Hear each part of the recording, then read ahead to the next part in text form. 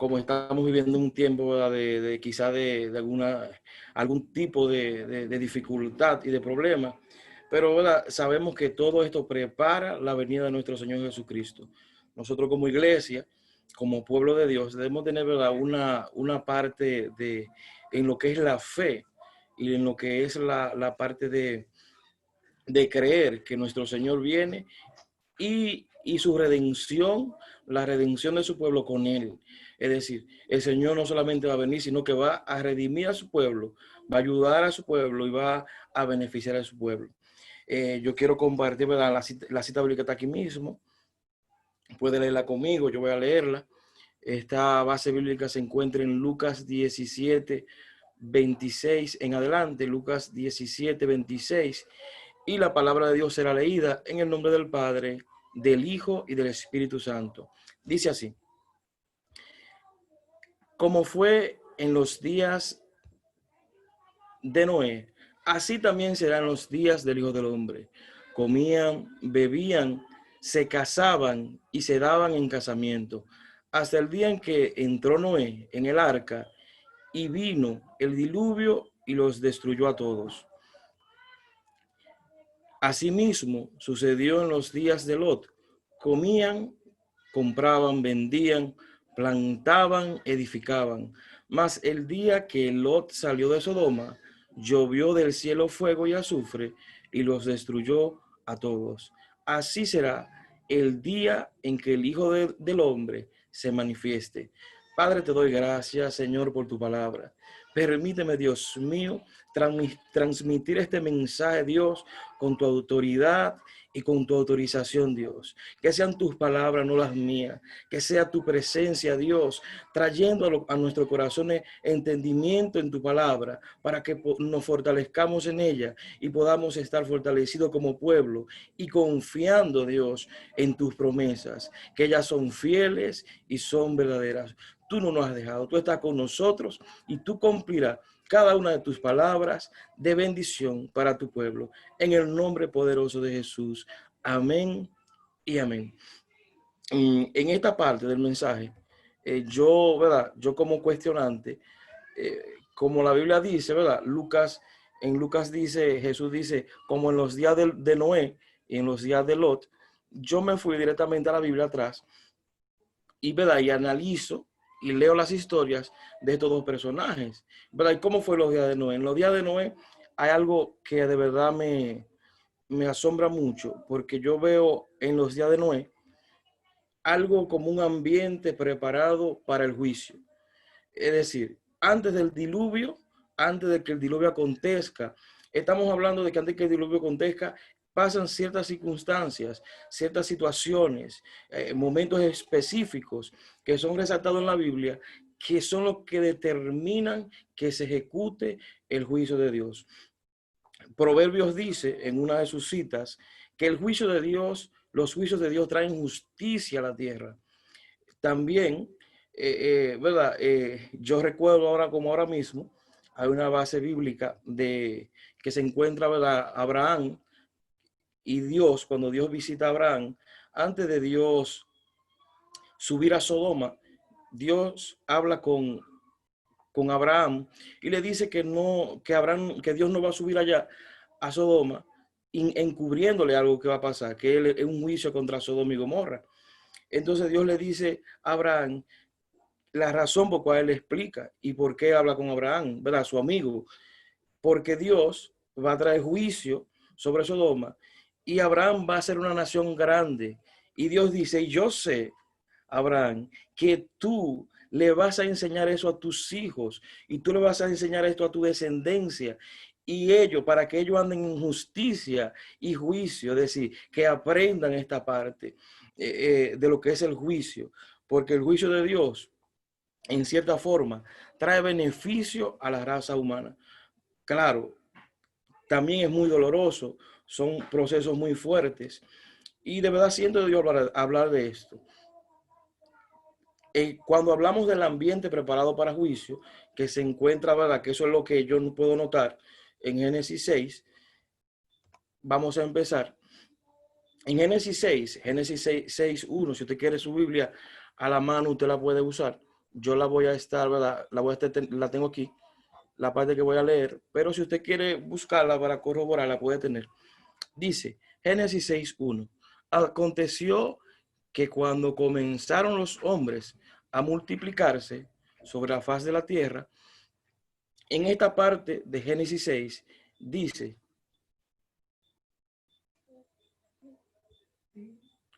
en esta parte de Génesis 6 dice que los hombres comienzan a multiplicarse sobre la faz de la tierra. Uno de los primeros y quizás no tan importantes puntos para crear ese ambiente de juicio, se manifiesta aquí el crecimiento poblacional. Quizás no sea tan, ¿verdad?, tan relevante el crecimiento, pero sí ocurrió. Sí ocurrió, la Biblia lo dice. Es decir, en el juicio de Noé no se sabe qué cantidad de personas falleció en el diluvio, pero la Biblia dice que fue cuando los hombres comenzaron a multiplicarse. Es decir, ya habían muchos hombres. ¿Qué cantidad? La Biblia no lo registra específicamente, pero sí dice que los hombres comenzaron a multiplicarse. En la actualidad, hago la comparación inmediatamente. En la actualidad podemos ver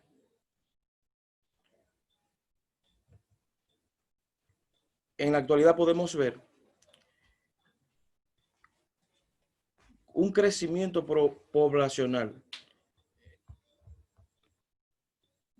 En la actualidad, por ejemplo, yo pude buscar un programa, yo les decía, yo pude buscar un programa que puede medir la población mundial según las historias y los registros de la historia que hubieron en una página, y se puede ver en esa página que a principios, a principios del año, yo puse la página del año 1.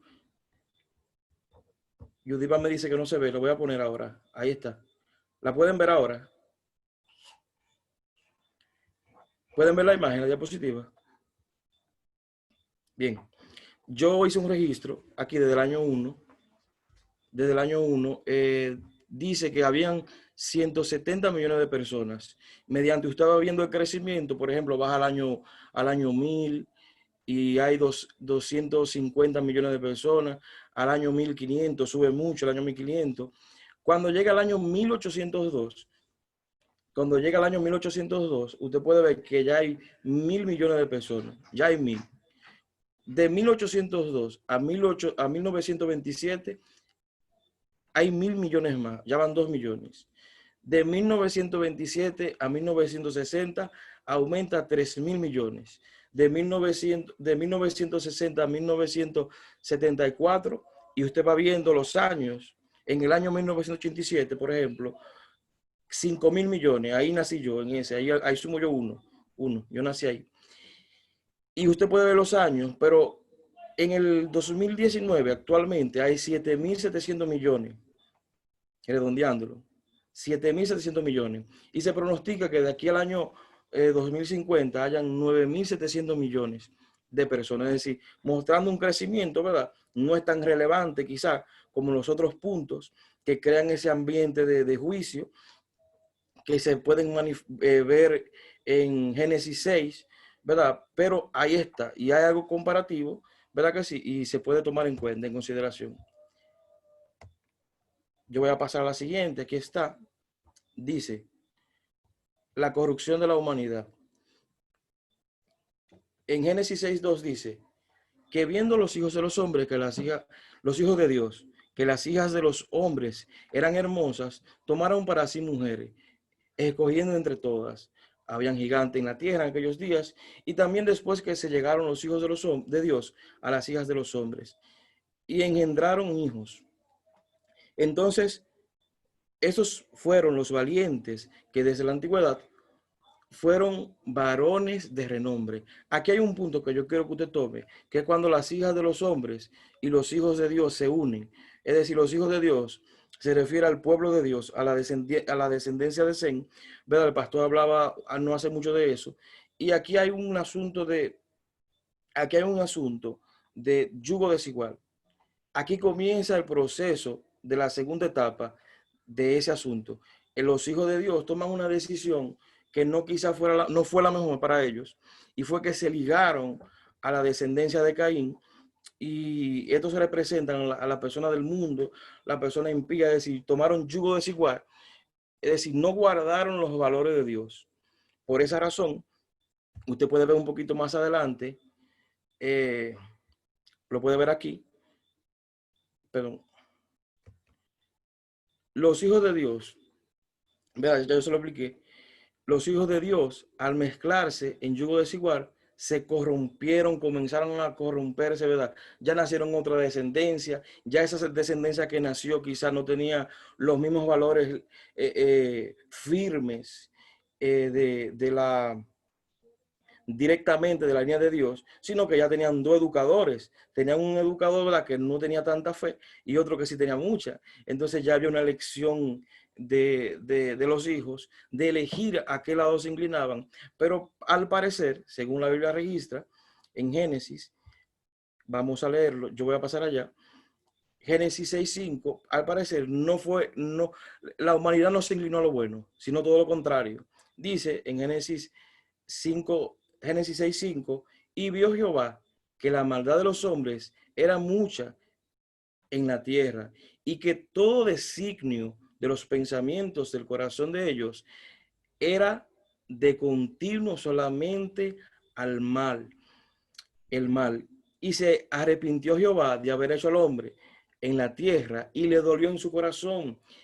Y dijo Jehová, traeré de sobre la faz de la tierra a los hombres.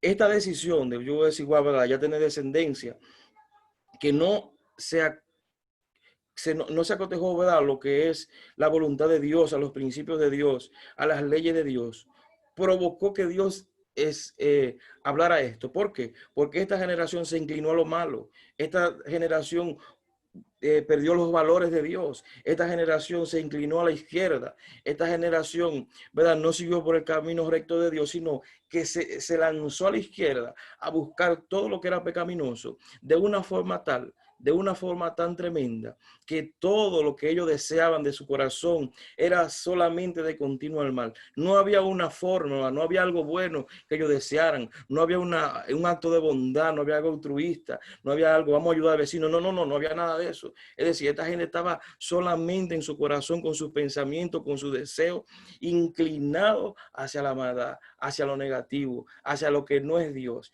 hacia lo que es anti Dios. Entonces, se arrepintió Jehová de haber hecho al hombre. En este momento de la humanidad, a Dios le dolió en el corazón haber hecho a la humanidad, porque la humanidad se inclinó hacia el lado contrario. Y si el lado contrario hubiese sido, por ejemplo, parecido de Dios, fuera menos doloroso para Dios. Pero no es al lado del amor, es al lado del odio, de todas las cosas negativas. Y por eso Dios toma la decisión. Aquí, en el capítulo 6, en el versículo 7, Dios expresa su decisión. Traeré de sobre la faz de la tierra a los hombres. Es una determinación por la maldad que el hombre ya estaba haciendo a un nivel que al parecer chocaba al cielo, ya estaba chocando con el trono de Dios. Ya había colmado los límites humanos posibles ¿verdad?, de maldad. Es decir, hay gente que comete, ¿verdad?, errores, pero puede devolverse, ¿verdad? Y hay un asunto de arrepentimiento. Pero esta gente al parecer no estaba mostrando absolutamente nada, porque todos sabemos que Dios no desprecia a la persona que se humilla de corazón, a la persona que se vuelve de corazón buscando, ¿verdad?, restablecer su vida. Si Dios no hizo, ¿verdad?, no hizo esto, no perdonó, es porque no había gente buscando eso. Es decir, era una generación malvada al extremo.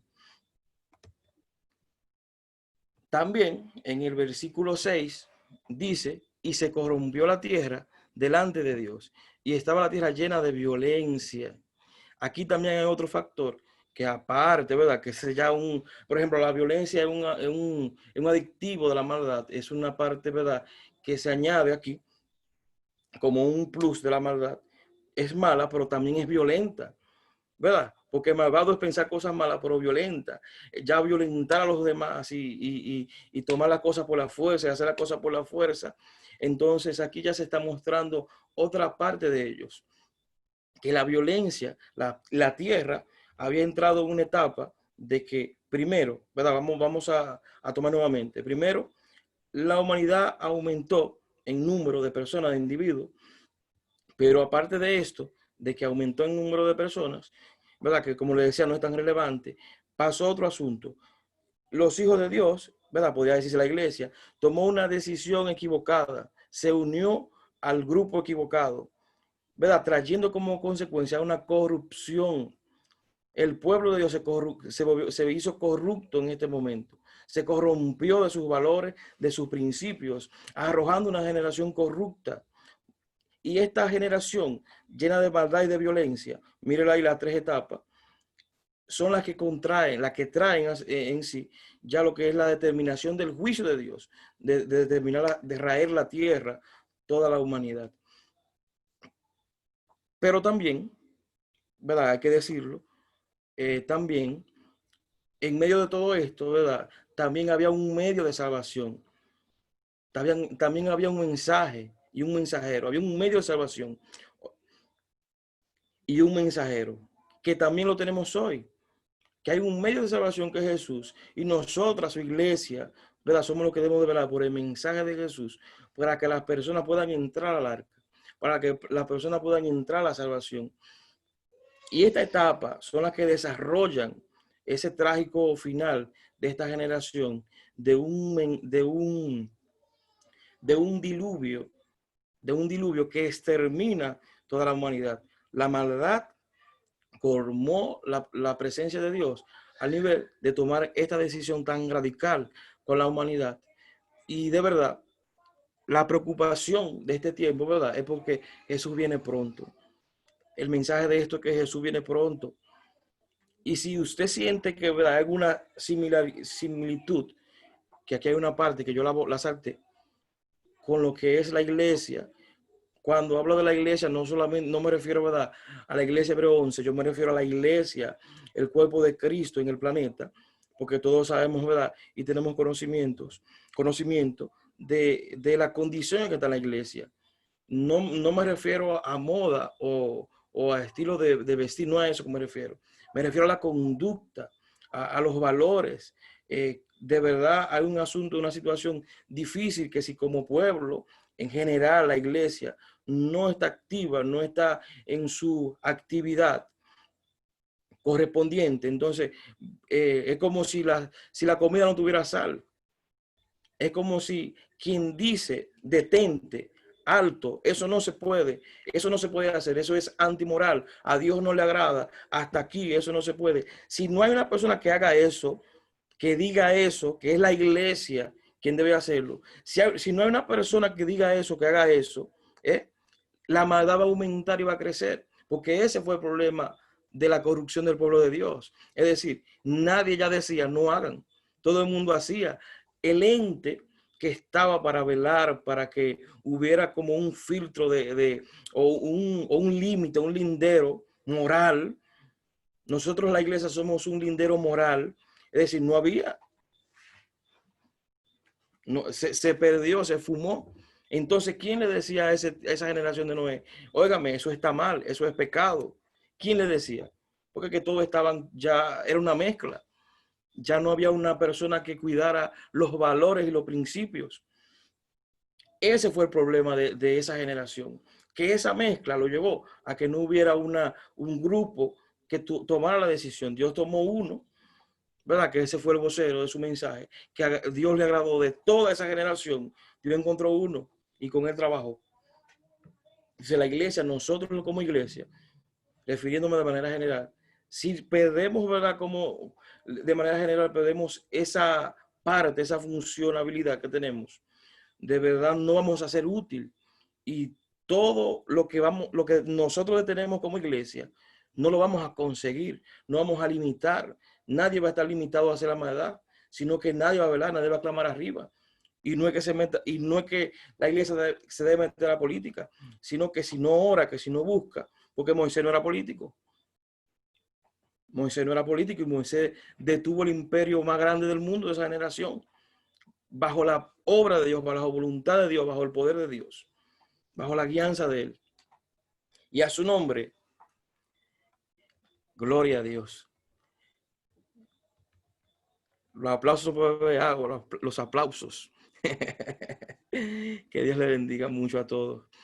Y esta un poquito más pequeña, como en los días de Lot. También quiero compartir un poquito como en los días de Lot. Deuteronomio dice el nivel de castigo, ¿verdad?, que fue dado a Sodoma y Gomorra.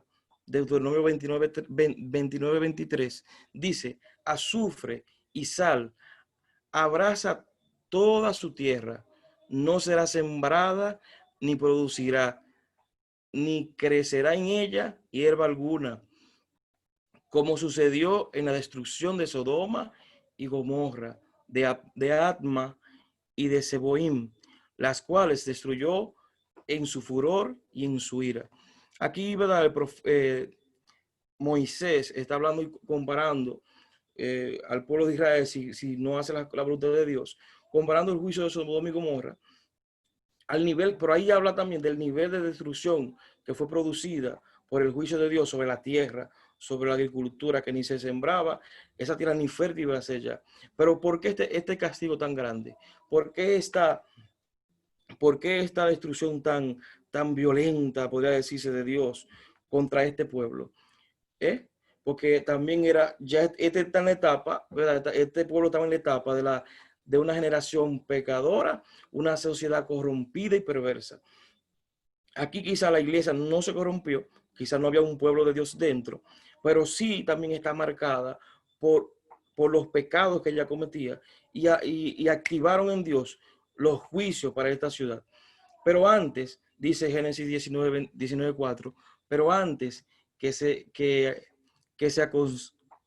acostasen, rodearon la casa de los hombres de la ciudad, varones de Sodoma, todo el pueblo junto, desde el más joven hasta el más viejo, y llamaron a Lot y le dijeron: ¿dónde están los varones que vinieron a ti esta noche? Sácalos para que los conozcamos. ¿Verdad?, como un medidor de la condición de corrupción que tenía esta ciudad, desde el más joven hasta el más viejo. Estaban en ese lugar buscando esos hombres hermosos que habían llegado a conocer, que Lot había guardado en su casa.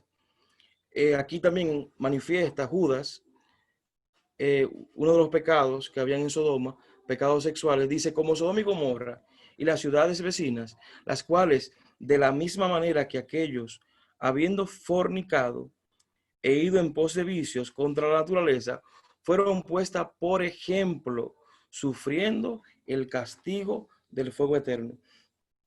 Es increíble porque no había notado, yo lo noté hoy cuando lo estaba repasando la guía, la diapositiva, que dice que había sido tomada por ejemplo. Hay en otra parte, creo que Pedro, que también dice que esta ciudad fue tomada por ejemplo, ese castigo fue tomado por ejemplo, pero la Biblia dice, Jesús está hablando, que será como unos días también de Lot. Y cuando vemos los días de Lot, para los tiempos finales, estamos viendo que el tipo de pecado que tenía esta ciudad también eran pecados sexuales. Y en la actualidad, ¿verdad?, podemos ver ese pecado en crecimiento, esa situación en crecimiento. Es decir, hay entidades trabajando a favor de esto. Yo sé quizá que muchos saben. Entonces, es decir, esto no está siendo algo alentador. Esta gente está trabajando, es decir, provocando la ira de Dios, los juicios de Dios, porque son pecados que Dios trae juicio. Entonces, si usted crea un ambiente, si el mundo crea un ambiente, o si la ciudad crea un ambiente propicio para que venga un juicio de Dios, entonces el juicio de Dios va a venir. Entonces, nosotros como iglesia, esa es la parte que tenemos que, ¿verdad?, interceder como pueblo para que Dios interceda, para que Dios, ¿verdad?, detenga ¿verdad?, este tipo de personas que quieren introducir este tipo de actividades, porque van a traer juicio. Estas ciudades fueron puestas, por ejemplo, dice aquí Judas, que está en Judas 1:7. Por ejemplo, uno de esos pecados gravísimos que estaban haciendo, vicios contra la naturaleza, le llama a él. Entonces la Biblia está clara. Yo creo que uno predicando la Biblia clara simplemente tiene problemas en este tiempo. La Biblia clara, es decir, sin usted tener que tomar apuntar a nadie ni señalar a nadie, pues nada, solamente léala en un lugar para que usted vea. Cuando viene a ver tiene problemas y tiene dificultades, pero la palabra de Dios hay que leerla, porque para nosotros, de nosotros depende como pueblo, que Dios, ¿verdad?, detenga su mano de juicio, a menos que Dios lo determine necesario. También habían otros pecados, lo voy a leer.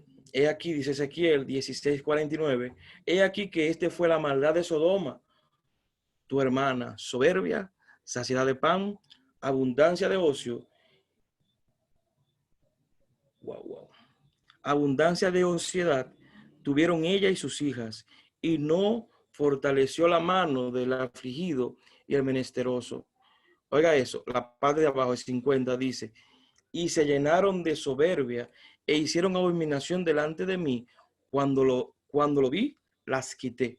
Oiga la expresión que Dios usa en Ezequiel 16:50 para referirse a ese juicio tan fuerte contra esas ciudades. Dios también vio soberbia, gula, apatía, indiferencia al pobre e indigente. Esos fueron los pecados que se mencionan aquí. Primera de Pedro dice, perdón, 2 de Pedro dice, 2 de Pedro 2:6 dice, y si condenó por destrucción a las ciudades de Sodoma y Gomorra, reduciéndolas a ceniza, míralo aquí, poniéndolas por ejemplo a los que habían de vivir impíamente, y libró al justo Lot, abrumado por la nefanda conducta de los malvados, porque este justo que moraba entre ellos afligía cada día su alma justa, viendo y oyendo los hechos inicuos de ellos. Miren lo que Pedro expresa en estas líneas. El justo Lot, ¿verdad? Primero, el justo Lot, abrumado por esa conducta, ¿verdad? Que tenía que él la miraba y oía todas las cosas que hacían y decían, y él se afligía buscando que Dios tuviera misericordia. Pero ¿hasta qué nivel Dios iba a permitir esto? Porque Pedro también dice, pero fueron enjuiciadas poniéndolas por ejemplo, para ejemplo de las naciones. Como Dios le dijo a Abraham, es para que tú aprendas justicia, es para que tú aprendas lo justo, es para que tú aprendas lo que es recto y lo que tú tienes que hacer como nación. El problema es que si no conocemos la justicia de Dios, si alguien no conoce la justicia de Dios, no puede obrar en esta línea. Entonces, ¿qué va a pasar? Van a venir estos problemas y estas dificultades, por lo que sea. Entonces, ¿quién determina? ¿Quién es que dice? ¿Quién es que puede hablar y decir, a Dios eso no le agrada, eso no se puede, eso va a traer juicio, eso va a traer consecuencias? Dios enjuicia a las naciones, Dios está sentado en su trono y no se ha movido y Dios no lo mueve nadie, Dios está ahí sentado. Bendito Dios. Y Dios está sentado, ¿verdad?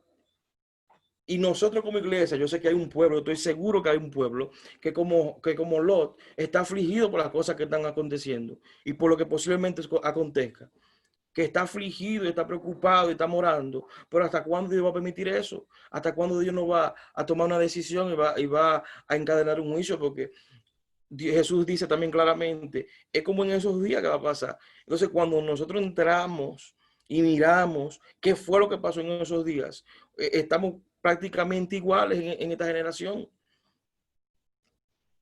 Estamos prácticamente iguales. Y la iglesia tiene un papel prioritario como Job, aquí lo dice, porque el justo le debe doler esa condición. Al justo debe afligirse por lo que uno ve y oye.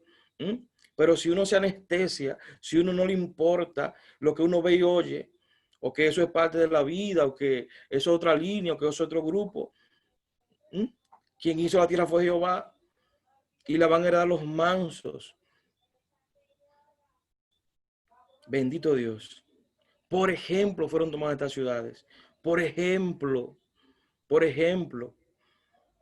para que no se repita, para que quien sea que tenga control de una nación o de una ciudad, aprenda esto, conozca esto y no se vuelva a repetir. Un ejemplo, es una enseñanza. Y es tan claro que Dios se lo dice a Abraham, Abraham, mira, yo estoy seguro que tú le vas a enseñar esto a tus hijos. y a tu casa y a tu descendencia, y ellos van a vivir en justicia, y ellos van a aprender justicia, van a saber lo que es juicio.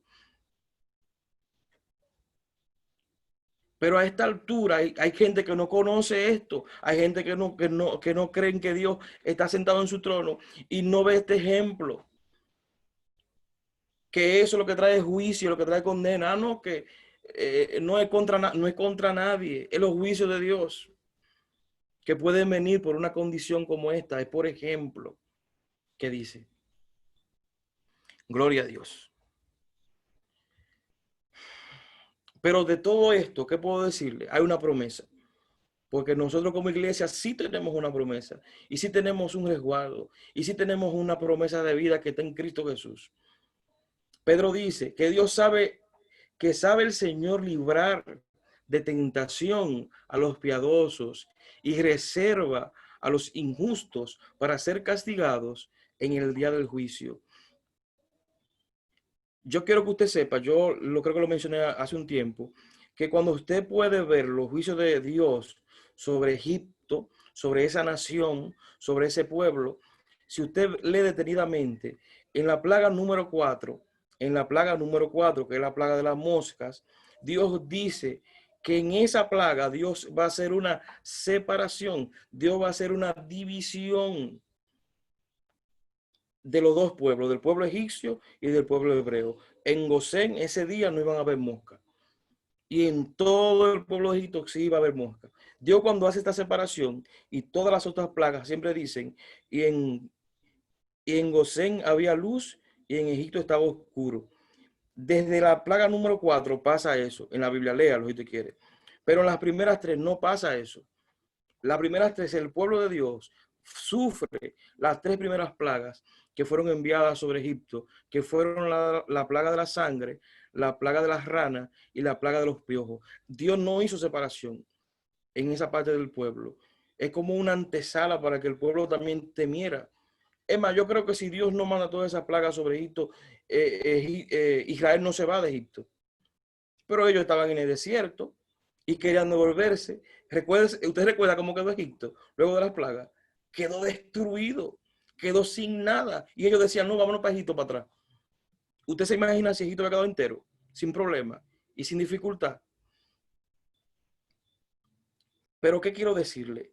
En la separación, ¿verdad? Que esa es la parte que quiero decir. La separación del pueblo de Dios, la separación del pueblo de Dios, de los juicios de Dios, Dios lo hace. Dios dice aquí, el Señor dice a través de Pedro, que Él sabe librar a los piadosos y reservar a los injustos para ser castigados. Es decir, en esas dos palabras, en esas dos citas bíblicas de Lucas, hay una promesa de vida que representan el arrebatamiento. Dice Lucas 17:29, y el día en que Lot salió de Sodoma, llovió fuego. Oiga, el día que él salió fue que llovió fuego. No fue antes, no fue con lo adentro. Dios guarda los suyos. Dios tiene promesa para nosotros. Eso es otra parte. Dios tiene promesa para nosotros. En Génesis dice, date prisa, escapa ya, para que nada podré hacer hasta que hayas llegado allí. Oiga la cobertura. Es decir, Dios también tiene una cobertura para nosotros. Porque como digo una cosa, digo la otra. También Dios nos guarda. También Dios nos guarda. Y si no nos guarda, aún así vamos a adorarle. Aún así vamos a servirle. Aún así hay que ver el propósito de Dios para nosotros. Y Dios tiene la promesa de vida para nosotros. Esa cita, ya terminé, esa cita de Lucas 17 está haciendo una referencia al arrebatamiento.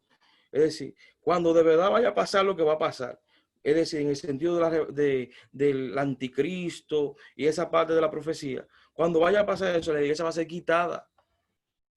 La iglesia va a ser quitada. Ahora, que en principio de dolores el pueblo de Dios participe, que en principios de dolores el pueblo de Dios participe, es posible. Pero Dios no va a estar en esa gran tribulación. Es decir, la iglesia no va a estar. Eso no es para la iglesia. Dios va a guardar su pueblo. Dios va a guardar su pueblo y nosotros como iglesia en este tiempo debemos de de hablarle a la gente para intentar que la gente venga a Dios, para ayudar a que la gente se acerque a Dios, para que la gente conozca que Dios tiene misericordia, para que la gente conozca que Dios tiene piedad y hay una promesa de vida para nosotros. Porque aunque suframos en esta tierra, aunque pasemos dificultades, aunque pasemos los problemas más grandes que usted pueda pasar, hay una promesa de vida que es en la tierra que viene, la tierra prometida, esa tierra prometida de Dios para su pueblo, para su iglesia, esa novia espiritual que Dios tiene para nosotros, esa tierra, ¿verdad? Más de calle de oro y más de cristal, que para sus hijos, donde no habrá dolor, ni llanto, ni sufrimiento. Esa es la parte que nosotros tenemos que tener, ¿verdad? Como meta final, como meta final. Y sobre todo esto, les resumo y termino, ¿verdad? Que Dios le bendiga y que de verdad sea el Señor, que tenga misericordia de nosotros y que si nosotros tenemos que pasar por un proceso, ¿verdad? De juicio para este pueblo, para el mundo, ¿verdad? Parecido a que hemos pasado, que el Señor tenga el control y dominio de nosotros, que nosotros vamos a estar firmes, que nosotros podamos decir que aunque haga dificultades, aunque haga problemas y aunque hagan todas las limitaciones del mundo, Dios está con nosotros y Dios nos puede guardar y Dios nos ayuda y Dios pone esa parte en nosotros como pueblo, como iglesia, para levantarnos y para redimirlos. Amén. Que Dios le bendiga mucho, que Dios le guarde a cada uno. Muchas gracias, ¿verdad?, por la atención prestada y que Dios le bendiga a todos. Amén. Que Dios bendiga a nuestro hermano Joselito por tan buen estudio bíblico, el cual nosotros podemos retenerlo y guardarlo en nuestro corazón. Nuestro hermano pastor, si tiene unas palabras que expresar, este es el momento. Amén, amén. Dios prosiga bendiciendo, iglesia, a lo largo y a lo ancho. Y si hay alguien que está conectado, que todavía no pertenece por alguna razón, también recibe la bendición del Señor. Muy importante, José, lo que hablaste en esta noche. Tú dijiste que había hablado hace unos días sobre el tema y que sentiste volver a hablar de ello. Y es muy importante que nosotros nos dejemos gobernar, nos dejemos guiar por el Espíritu del Señor, porque este momento y este tema es de Dios. Es necesario que nosotros lo estemos saboreando 24/7, porque realmente estamos en tiempo de eso. ¿De qué? Bueno, mencionaste el primer juicio universal que vino de parte de Dios a los 1650 años de la creación. Y decía que el juicio vino y causó su efecto, pero no sin antes Dios arrebatar a Noé, porque Dios no podía pasar a Noé, podía pasar a los inconversos, a los que estaban perdidos. No, aquello era otra cosa. Antes del juicio vino el arrebatamiento de Noé, sus hijos, su esposa y las esposas de sus hijos, 8 en total. Y también mencionaste el juicio de los días de Lot.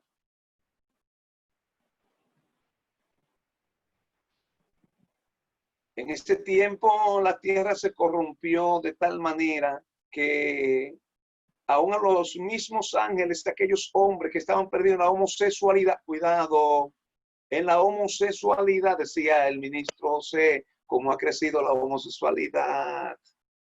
Ahora está peor. Y estamos en tiempo para hacer un juicio, ¿sabe? Pero, ¿qué ocurrió? El juicio iba a ocurrir al otro día. Y temprano, antes el juicio, avancen, avancen, avancen. Viene el juicio, avancen. Porque ustedes tienen que salir. No puedo hacer nada hasta que ustedes no salgan, los hijos de Dios. Y hubieron algunos que no se percibieron, por ejemplo, los novios de la hija de Lot se perdieron, pero también la mujer de Lot se volvió a la desobediencia después que la llevaban de camino. Qué tremendo, ¿eh? Vino fuego del cielo y acabó con Sodoma y Gomorra, pero antes, ¿vino qué? ¿Vino qué? El arrebatamiento. Aleluya. Dios no podía quemar a Lot con aquellos hombres inconversos, aquellos pecadores inicuos. No. ¿Por qué entonces? Si Dios quema el justo con el injusto. Eso no quiere decir que una persona no pase por una tribulación, no tenga un problema y tenga que entregar la vida por el Señor. Y si con eso no glorifica, gloria a Dios, sea que vivamos, sea que muramos, somos el Señor, somos el Señor, somos el Señor. Pero en el juicio Dios libra los sustos. Y tú mencionaste el arrebatamiento a través del Señor Jesús. O sea, tú hablaste de la venida. Y eso es lo que nosotros debemos entender, esto de venida en dos fases. Son dos eventos que van a haber. Hay una venida que es corporal, física, visible. Pero eso ya cuando Cristo venga a establecer su reino milenial. Y lo van a ver todo ojo. Eso se encuentra en Hechos 1:11, San Mateo 24:29 en adelante.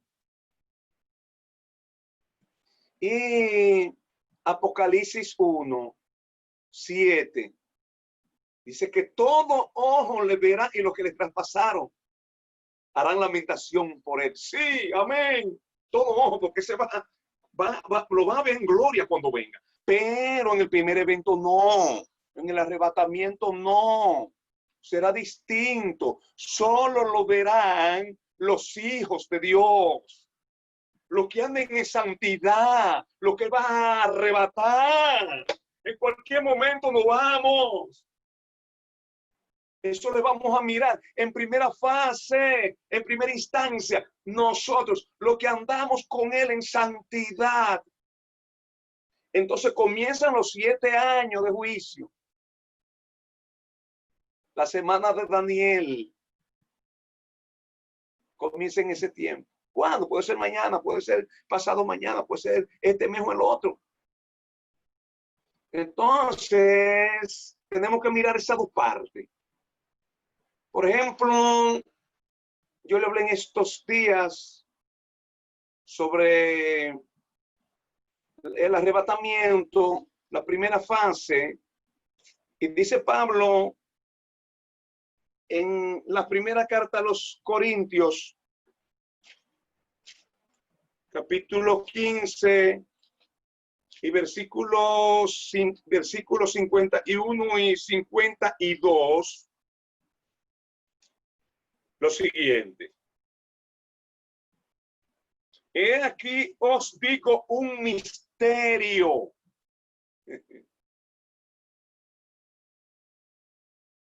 Es decir, que un misterio es algo que no está revelado específicamente.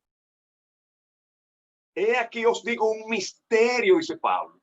Nuestro apóstol fue el que reveló este asunto, así claramente, sobre el arrebatamiento de los santos. en gloria. He aquí os digo un misterio, no todos dormiremos. ¿Por qué no todos dormiremos? Si así está establecido a los hombres que mueran una sola vez. Y luego, y después de eso el juicio. ¿Por qué no todos dormiremos? Bueno, por lo siguiente, mira acá. Aleluya. Pero todos seremos transformados. No todos moriremos, pero todos seremos transformados. ¿Quién? Los vivos y los muertos. Cuerpo de gloria. Para irnos con el Señor. Y ser eterno con Él. Dice 51, 52. En un momento, en un abrir y cerrar de ojos. Eso no es como la segunda venida que corporal, que vamos, todo el mundo le va a estar viendo. No, no es un petañazo y nosotros hacia arriba. Dejamos todo. Aleluya. Donde quiera que esté. Y donde quiera que estemos. En un momento, un abrir y cerrar de ojos, a la final trompeta, porque se tocarán las trompetas y los muertos serán resucitados, incorruptibles, y nosotros seremos transformados. Los muertos resucitados en un cuerpo de gloria y nosotros transformados en un cuerpo de gloria. Fuimos con el Señor. Esa es la primera fase. Primera carta a los tesalonicenses. Siempre estamos hablando de eso. Es necesario, lo hablamos todos los días. Él dijo, si yo tengo que enseñar algo todos los días, lo enseño. Si es bueno, hay un aprovechamiento. Primera carta a los tesalonicenses. Capítulo 4 y versículo 16 y 17. Porque el Señor mismo, con voz de mando, con voz de arcángel y con trompeta de Dios, descenderá del cielo. Y los muertos en Cristo resucitarán primero. Luego nosotros, los que vivimos, seremos arrebatados juntamente con ellos en las nubes. Los muertos que resucitan y nosotros que somos arrebatados, transformados. En gloria. En las nubes, los vivos y los muertos. Uno no procederá. El vivo no será primero. Todos unidos nos vamos. Todo el que esté en la presencia de Dios se va. Los que están esperando a Jesús, los que están conectados con Él, los que andan en santidad. Recuerde que sin paz y sin santidad nadie verá al Señor. Aleluya. Entonces, este es el primer evento de los vivos y los muertos. Y luego viene el evento, el segundo evento, que es el de la venida física, corporal, visible. Hay una partecita que se presta a confusión,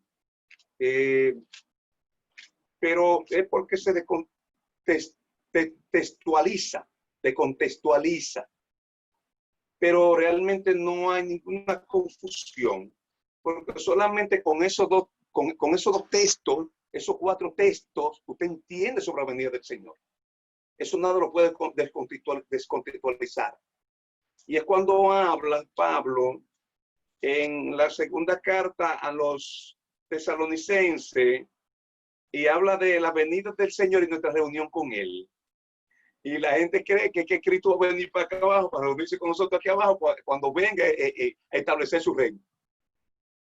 Y que nosotros vamos a pasar por la tribulación y cosas iguales. Pero que eso no es así, eso está afuera.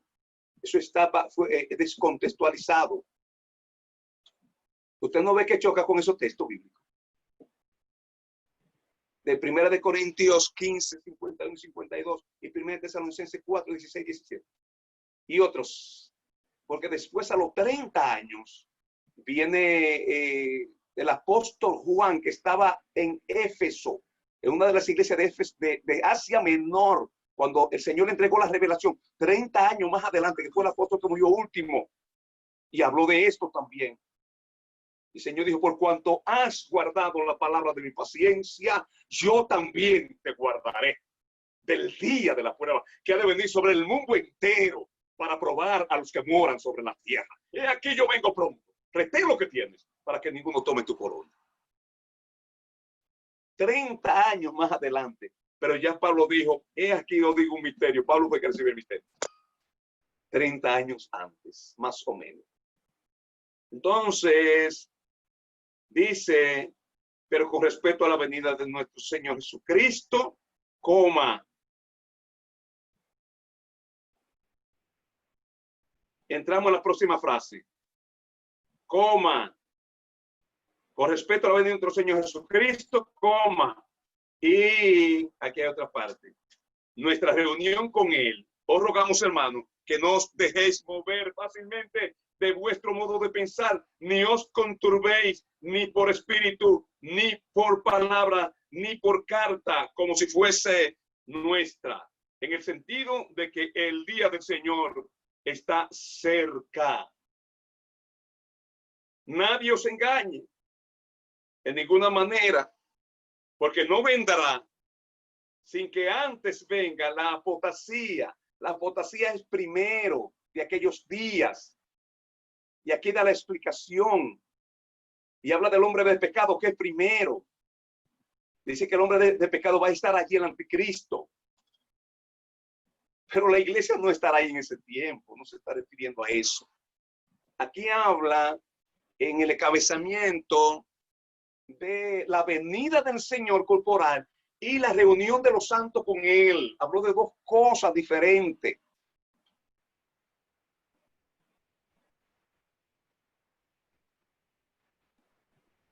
Ahí hay dos frases diferentes.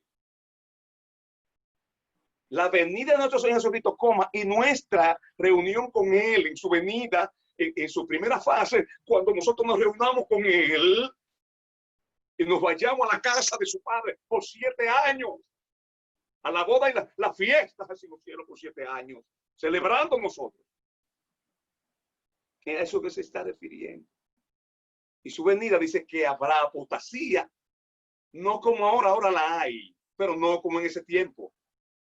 No vas a ver una efervescencia de apostasía, un avivamiento tan grande de apostasía como aquellos tiempos. Porque recuérdese que se va a sentar aquel inicuo en el templo de Dios como si fuera Dios, y luego prohibirá todo lo que es de Dios, todo lo que es objeto de culto.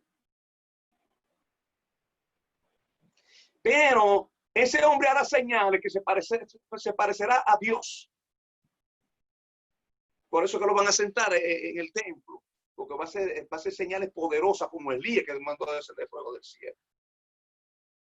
Y habrá apostasía y dirá que es Dios. Y muchas apostasías. Y aquí está escrito, porque hay señales por todas partes. Va a haber algo tan terrible de los cielos también. Va a haber 144,000 predicando llenos de la gloria de Dios. Van a haber 2 hombres que Dios va a levantar, que son 2 profetas que estarán delante del Dios de la tierra, delante del anticristo, y haciendo señales y milagros y prodigios. Y todo aquel que quiera ese año, ellos lo van a matar. Eso va a ser terrible. Ellos van a atormentar la tierra por 3 años y medio. Y a los 3 años y medio que ellos van a morir, porque lo van a matar. Y Dios lo va a levantar delante de todos ellos. Y también dice que un ángel saldrá por los aires. Eso va a ser tremendo, tremendo. Pero de parte y parte. La parte del diablo que va a estar aquí en la tierra trabajando y la parte de Dios que tiene a su cielo lleno de la gloria del Señor. Pero ya nosotros estamos en los cielos. 7 años. Aleluya. No se pierda eso. Bendiga al Señor. Levante su mirada. Tenga su mirada erguida. Mire hacia los cielos. Bendiga el Dios de los cielos. Traiga su presencia a su vida. Póngalo en primer lugar.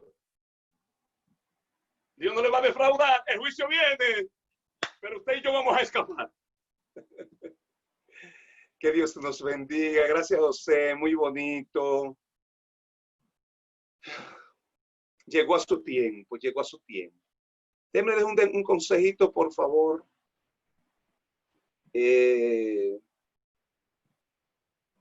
Déjeme hacer una oración antes, perdónenme. Déjame hacer una oración por si alguno se siente un poquito frío, tibio, o siente alguna duda, que Dios quite eso, que el diablo trabaja en la duda. Usted no va a disfrutar lo que usted no cree de parte de Dios.